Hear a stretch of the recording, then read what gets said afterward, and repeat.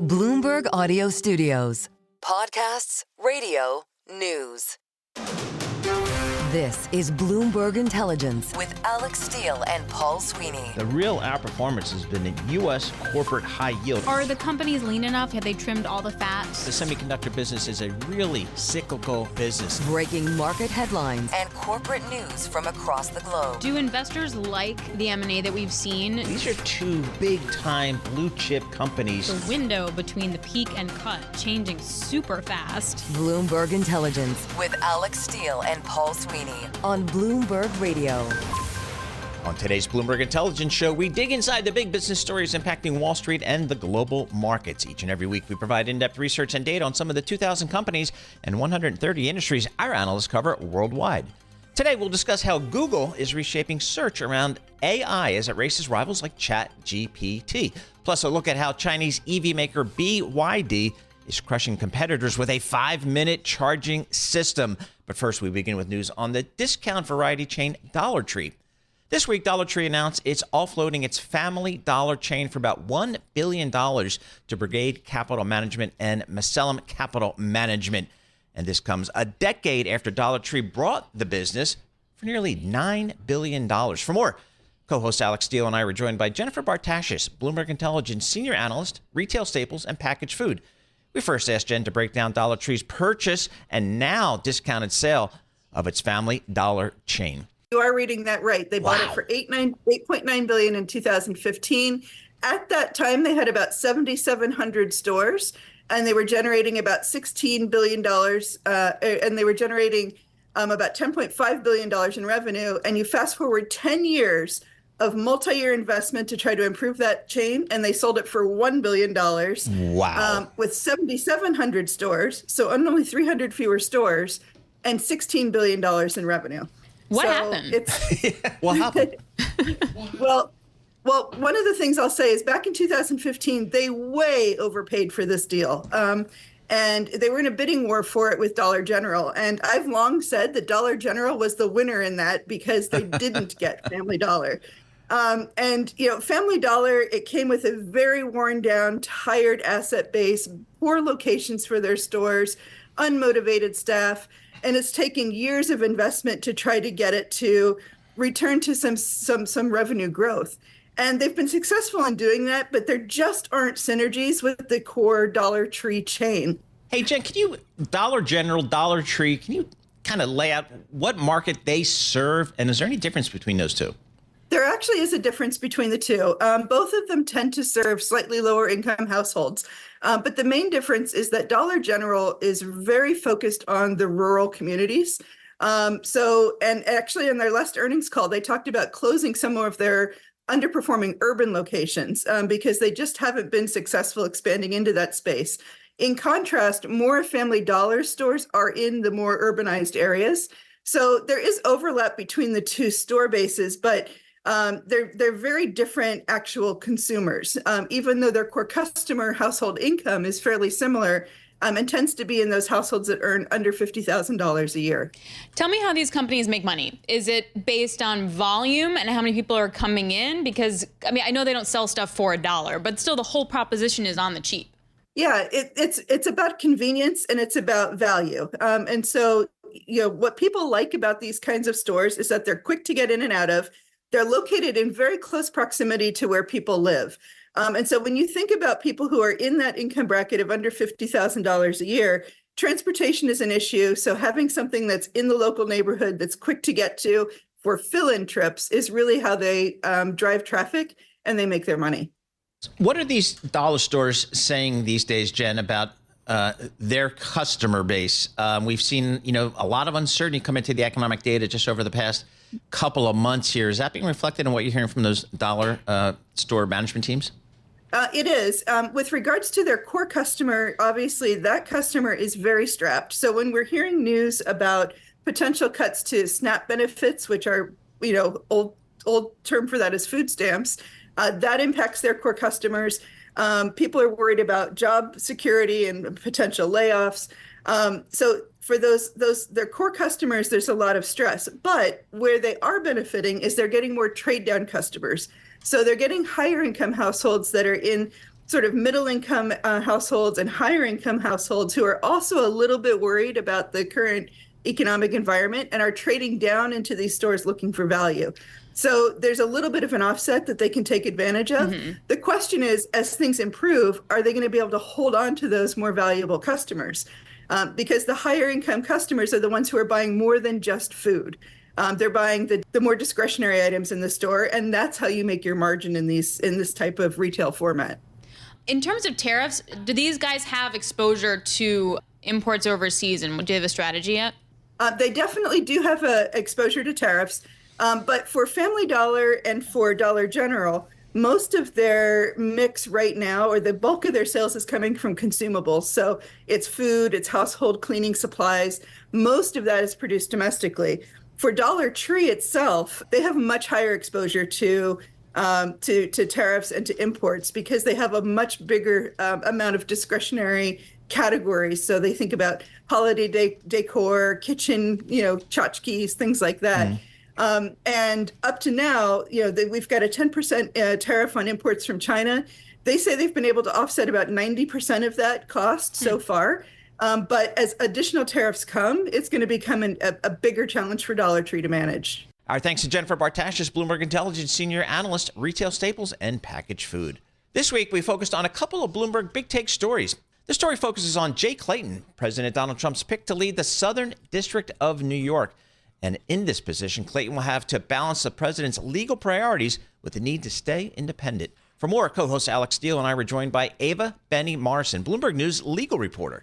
We first asked Ava to paint a picture of Jay Clayton and his career. So he has a pretty impressive resume. He has been a long-time senior counsel at Sullivan & Cromwell, a white shoe firm, primarily based in New York. He was the chair of the Securities and Exchange Commission under the first Trump administration.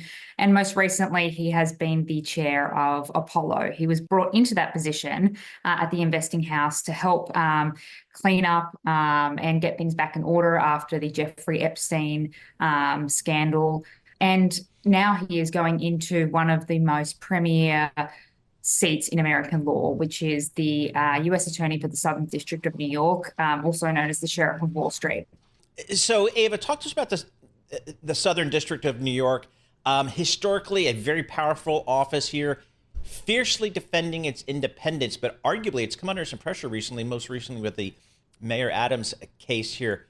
What's that angle to the story? Absolutely. So the Southern District of New York has a nickname of the Sovereign District because it really prizes its autonomy from Washington and sees itself as a kind of independent institution. It chases really big headline-grabbing cases on Wall Street, in politics, in terrorism. So it's really prized itself as being independent, but that came under threat recently when after Inauguration Day, Washington, D.C., some of the senior officials at the Department of Justice there asked the Southern District to drop the charges against New York Mayor Eric Adams. And that was quite controversial. It led to a string of resignations, including by the acting boss at the time, a seasoned prosecutor named Danielle Sassoon. She refused to comply with that order to drop the case and resigned instead. That set off a number of other departures. So the office has been in a bit of a tenuous situation. There has been some turmoil there, and Jay Clayton is really coming in at an interesting time. One of the big questions is how will he manage that relationship with the Trump administration? Aside from that relationship, like what would be on his docket regardless? You mentioned the Eric Adams case, but like what would we expect him to do as head of this area?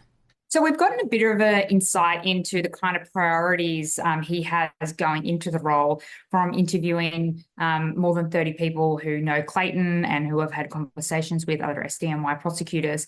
We know that he's particularly interested in focusing on human trafficking, on college campus protests, on anti-Semitism, and also targeting how bad people finance themselves, so money laundering. That's kind of in line with what SDNY has done traditionally. Here at Bloomberg, we know them as the office that prosecutes big white-collar cases like FTX and Archegos. But some of these priorities certainly echo the kind of priorities that President Donald Trump has spoken about since Inauguration Day too. Do we know anything about his relationship with President Trump? Because oftentimes that ends up being a critical issue.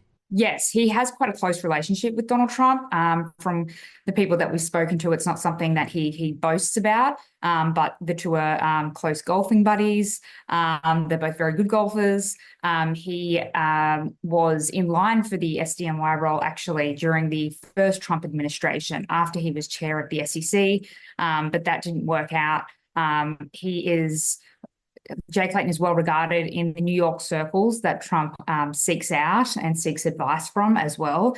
So he's going in there with that particularly close relationship. And from the conversations that we've had with people around Clayton, he certainly thinks that the president will, and the president's allies and people around him will listen to him and will let him get on with the job that he has to do there. Whether that turns out to be the case is something that we'll have to watch and see. What are the criticisms surrounding Jay Clayton? One of the big criticisms is that he has never been a federal prosecutor before, which is extremely unusual for someone going in as the boss of SDNY. Most of the people who have occupied that position have, in fact, been federal prosecutors, specifically in that office. So that was a big criticism the first time around in 2020. It has been brought up again, but to a lesser degree. When he was first nominated by President Donald Trump late last year, there was a sense of relief, certainly within the office, that this was someone who has a good reputation in legal circles in New York, and he's worked in government before. He's worked at the SEC, he's a known quantity, and there was a sense of comfort with his nomination. Does he have an agenda right here? Agenda just meaning a to-do list here that's front and center. He does. As I was saying before, we've got a bit of a sense of what he's going in with and what he wants to focus on. And that involves human trafficking, a crackdown on college campus protests, and anti-Semitism. He's been vocal about some of these things in the past and has expressed, disappointment that the government hasn't done a whole lot, in his view, to crack down on college campus protests. So we expect to see those areas focused on, but also white-collar work. This is the kind of work that makes that office so famous. And there is a sense he doesn't really need to encourage people to go and chase those big cases. They will just happen regardless, given that the office is essentially in charge of policing Wall Street. Our thanks to Ava Benny-Morrison, Bloomberg News Legal Reporter. Coming up, we'll break down how Novo Nordisk is looking to refill its pipeline of experimental drug treatments. You're listening to Bloomberg Intelligence on Bloomberg Radio, providing in-depth research and data on 2,000 companies and 130 industries. You can access Bloomberg Intelligence via BI Go on the terminal. I'm Paul Sweeney. This is Bloomberg.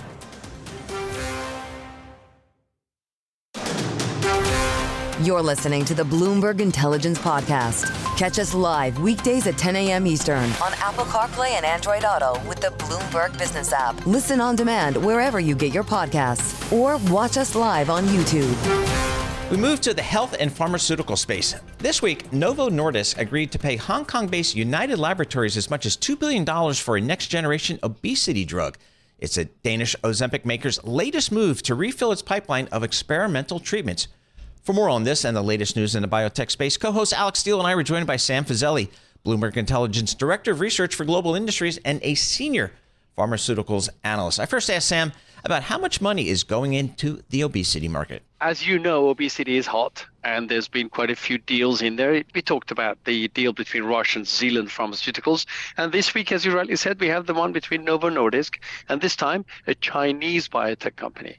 And it's an asset that continues to broaden their portfolio of X number of mechanisms of action to try and hit this big issue. And it's an interesting deal. I mean, it's China for a start. And It's interesting because I've seen others. AstraZeneca said they're putting $2.5 billion investment into a research center in China. $200 million up front, $1.8 billion, what we call bio dollars to come. Bio dollars? What's a bio dollar? biodollars.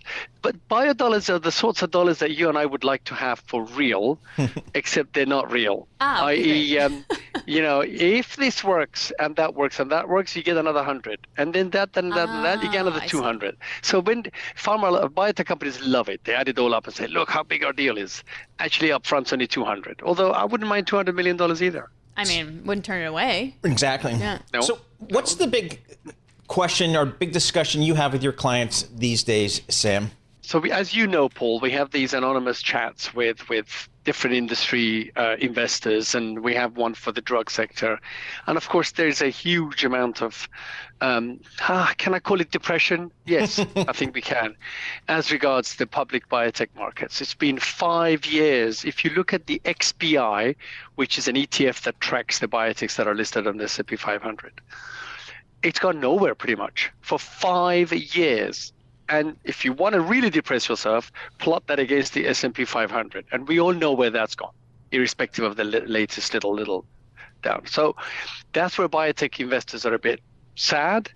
On the other hand, we're seeing some deals with private biotechs that are nowhere near the sort of valuations they would get in the public markets. So it actually starts to question, why would they want to go public if they can get these sort of returns by doing a deal with AstraZeneca, a deal with Sanofi to get $400 million upfront for a very early stage asset. Where are we with measles? Oh, yeah, well, the cases are continuing to rise. The disease is still there. I think a lot of people that I speak to are convinced that we're only looking at the tip of the iceberg when you look at the count. But we are slowly going through the respiratory season. COVID's on its way down, flu is on its way down, RSV on its way down. Hopefully measles will be the same case, and that we'll come out of this without too much collateral damage, which is a horrible thing to call it, without too much misery for people who suffer from it. Sam, as you well know, there's been a growing skepticism regarding vaccinations in general here in the United States. How is it in the rest of the world, rest of the Western world, I'd say? I mean, Paul, remember, the author of the paper that is now been disgraced and disqualified, or whatever the right phrase is, removed from the scientific conscience for linking MMR vaccines to autism was a British scientist or medic. But whether you want to qualify them as scientists or not is a different matter.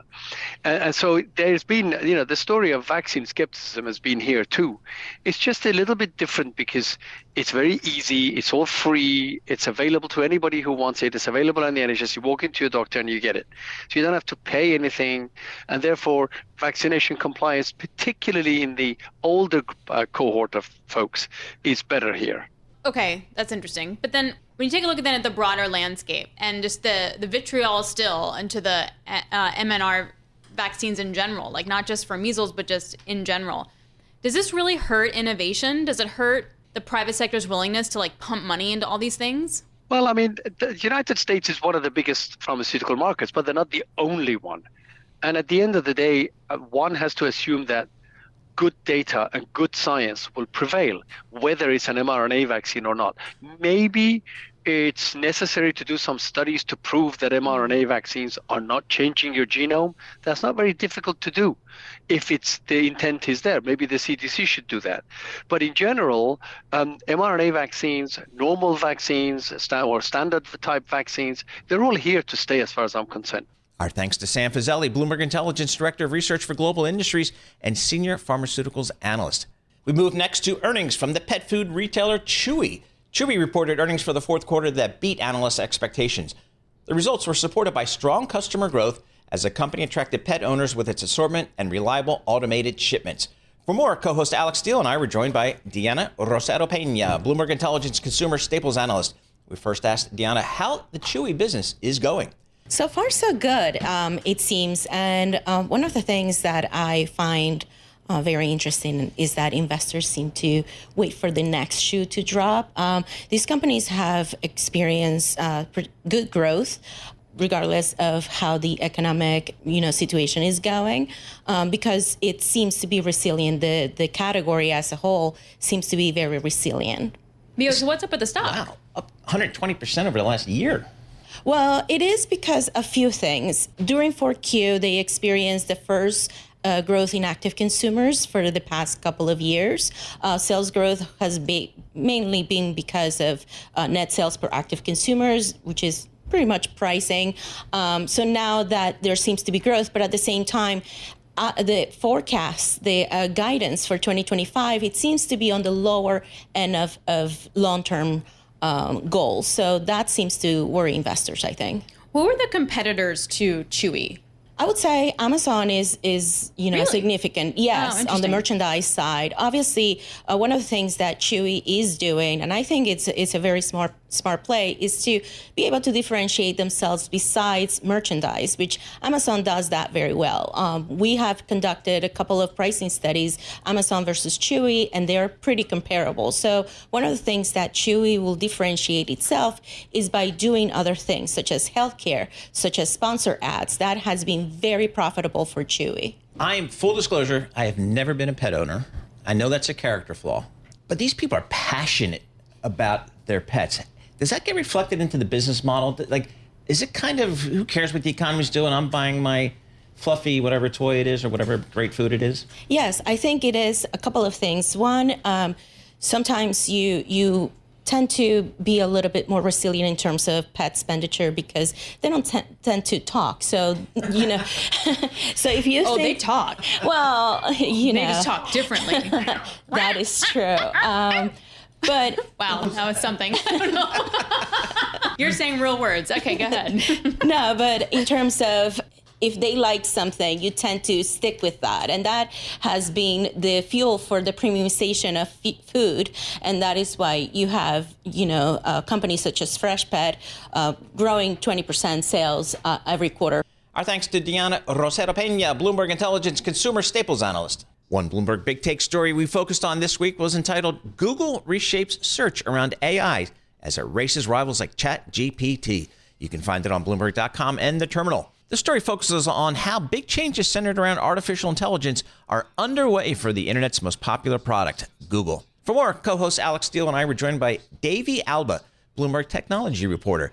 We first asked Davey how Google is currently looking at ChatGPT. It's been a few years at this point since ChatGPT kind of burst out into the scene, and that was in late 2022, I believe. When that moment happened, there was a lot of panic, I would say, within Google, as we've heard from sources. And it was really sort of an existential threat to them because even though ChatGPT wasn't, exactly a search product, people were using it like search. So they were asking it questions and getting the answers delivered to them written by AI. And in a lot of cases, it just delivered the information that people were looking for, which is kind of the essential function of search. And so Google, for the past several years, has just been trying to figure out how to answer, this threat from OpenAI. And their plan, it appears, is to stuff traditional search with generative AI as well. So when I go on and I search for swim class for my kid in Park Slope, now what comes up is that AI generated that pulls from broad search. Is that what that is? Yeah, that's right. So that's a fairly new product called AI Overviews.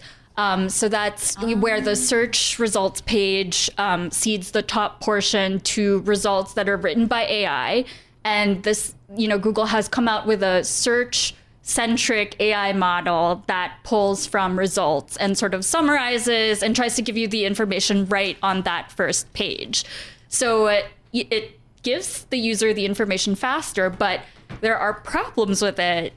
There's the possibility of hallucinating in those responses. And the other big problem, and one that we explore in this story, is what does this mean for the open web if people don't need to click through to websites anymore and can just get their answers right on the search page? Then why would the open internet still exist? Why would it be a good business model to advertise on websites? So that's been fascinating to look at. So again, one could paint the argument that this is a existential threat to the entire Google business model, yet the stock doesn't really reflect that. I think that Google has rolled out a lot of these changes around generative AI slowly and experimentally. And for the most part, what it's doing is trying to show the public that it matches the capabilities of OpenAI and ChatGPT. And for the most part, it actually really does. Google is a company with a lot of deep AI history, even before the generative AI was extremely popular. But I think the issue is also that there's this sense of like a slow degradation of search and the open internet that just won't really be reflected in the day-to-day stock market because it's so slow. But I think people are starting to really get that sense. Who's in charge of the AI strategy at Google? So Liz Reed is the head of Google Search. She's the person that we profile in this story. She's a relative newcomer to search. She used to be an executive on the Google Maps division. And then when generative AI exploded onto the scene, she moved over slightly into main search. And she was the one behind Search Labs, which hosted a lot of the experimental features that I was talking about. So AI overviews, for instance, started as an experiment within Search Labs before it rolled out to the public more widely. Our thanks to Davey Alba, Bloomberg technology reporter. Coming up, a conversation with International Paper's CEO Andrew Silvernail. You're listening to Bloomberg Intelligence on Bloomberg Radio, providing in-depth research and data on 2,000 companies and 130 industries. You can access Bloomberg Intelligence via BI Go on the terminal. I'm Paul Sweeney. This is Bloomberg. You're listening to the Bloomberg Intelligence Podcast. Catch the program live weekdays at 10 a.m. Eastern on Apple CarPlay and Android Auto with the Bloomberg Business app. You can also listen live on Amazon Alexa from our flagship New York station. Just say, Alexa, play Bloomberg 1130. We move next to the International Paper Company, which trades on the New York Stock Exchange under the ticker IP. The company is one of the leading producers of sustainable packaging, containerboard, and pulp products. This week, co-host Alix and I had the pleasure of speaking with the International Paper CEO, Andrew Silvernail. We discussed what the company does, Andrew's economic outlook, and the potential impact of tariffs. We began by asking Andrew what the theme was for the company's most recent Investor Day. Transformation. Okay. It's really about the transformation. I heard it in the opening talking about International Paper. Of course, it's in our name. And so people think global paper. And the reality is we're a packaging company now. So almost 100% sustainable packaging with the acquisition of DS Smith. North America and Europe, we're number one in both places, and we're focused on the customer and their packaging needs. You mentioned Chewy, great customer for us, and a wonderful opportunity to build their branding to help them be successful. That's what we're all about, is transforming into a packaging company. So something that definitely came up is value over volume. You want to get the most out of what you're doing rather than just the numbers. UPS is doing something very similar, and in the short term, there's a lot of angst and pain kind of around that before you get to that volume, up to that value growth. Talk me through the cycle. Yeah, so if you think about, we were our own worst enemy. So for years and years and years, we would chase volume at the most inopportune time. And so what we effectively had to do is go back to the marketplace and say, we need to be paid for the value that we're bringing. And that's what we do. We come into the marketplace, we're trying to help you get your goods to the place you want them to be, whether it's fast-moving consumer goods or it's industrial goods. That's what we're trying to help. But we've got to make sure that we're taking care of all of our constituents. And frankly, we weren't. And so we've got to get that value proposition right. I think we've made that switch over the last couple of years. We're seeing that start to play out appropriately, and we're getting paid for the value that we bring. You're building a state-of-the-art box plant in Waterloo, Iowa. So talk about onshoring. That's big time, $260 million. Talk to us about that investment. What are you trying to do there? So what a lot of people don't understand about the packaging business, certainly the paper-based packaging business, is all of the business is done within 200 miles, a 200-mile radius of a plant. Air is expensive to ship, and so you've got to be close. So we want to be close to our best customers. That's Protein Alley. So that area, there's Protein Alley. Protein Alley. Protein Alley. Really? I hadn't heard that before. Yeah, think of the beef and the chickens. Yeah, I had not heard that before. And so if you think about kind of where protein happens in the United States, from if you think of the South all the way through the Midwest, they're there. We want to be close to our customers. We have a great customer relationships. We need a modern facility. We're going to have I think it's going to be the largest facility in the U.S. that does paper-based packaging. And we want to make sure, because we're shipping in from other parts of the country now to service those customers. It's very ineffective, very inefficient. We want to be local. We want to be close. We want to drive customer service and innovation as close to the customer as we can. International is in your name. Yeah. So how are you affected by potential tariffs and every country's shift to nationalism, whatever that way that is? Energy nationalism, goods nationalism, supply chain nationalism. Where do you play and that has affect you? Yeah, so we're definitely an international company, principally North America and Europe. We're about 2/3 North America and 1/3 Europe. We don't ship actually a lot across borders, believe it or not. So that doesn't happen. So we're not being impacted directly by tariffs with cross-border trade, but we're impacted by the economy. And so as tariffs impact the economy, that will have an impact of us. So we're watching what's going on, and we see it in our numbers. We've seen the volatility in the last month or so. So we're keeping a close eye on that, but that's really how it impacts us. What are your customers saying about their outlook for the economy? I would think that you would have a finger on the pulse of that. I think we do have a pretty good pulse. I think there's uncertainty, if we're fair about that. The last month or two or so, there's been some real uncertainty, and I think while nothing's really happened yet, it's caused people to retrench a little bit and ask, hey, do I want to make that investment right now? Can I hold off on spending money right now and let's see? Look, my belief is these things wash out over time, and we make investments for decades. We don't make investments for quarters or even years. And so we're thinking about investments for the long term. In terms of, say, hiring labor, how you're managing the business, is it a retrenchment time? Is it expansion? How would you define it for you guys? Actually, interestingly, it's a little bit of both, right? And what I mean by that is... Can you is, have both? Yeah, you can, Okay. actually. So when you think about that, you have certain parts of your business that aren't as strong or aren't as healthy, and you have other parts that are very healthy. So as an example, Protein Alley, very healthy for us. Let's make investments in Waterloo, Iowa. Let's move let's move people and let's move investment there. Things that are weaker, things that are struggling, or markets you're not as strong in, you have to retrench. So you have to do both. What areas are those?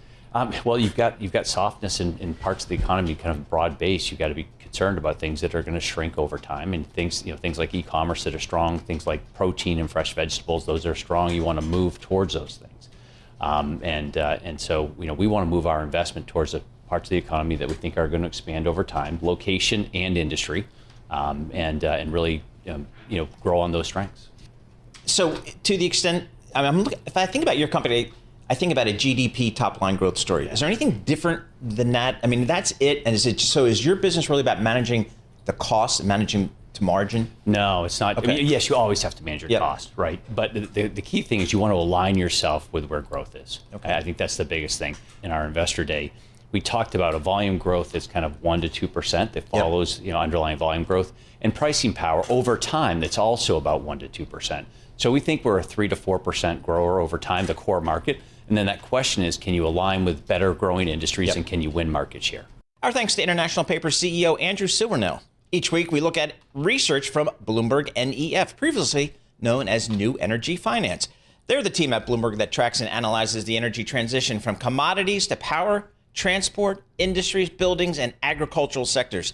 This week, we looked at how Chinese electric vehicle maker BYD is crushing competitors with a 5-minute charging system. For more, co-host Alix Steele and I were joined by Ryan Fisher, Bloomberg BNEF EV charging team leader. We first asked Ryan to describe BYD's new charging system. Yeah, I mean, this has just come out of nowhere in some ways. We had the Porsches of this world doing charging 350 kilowatt.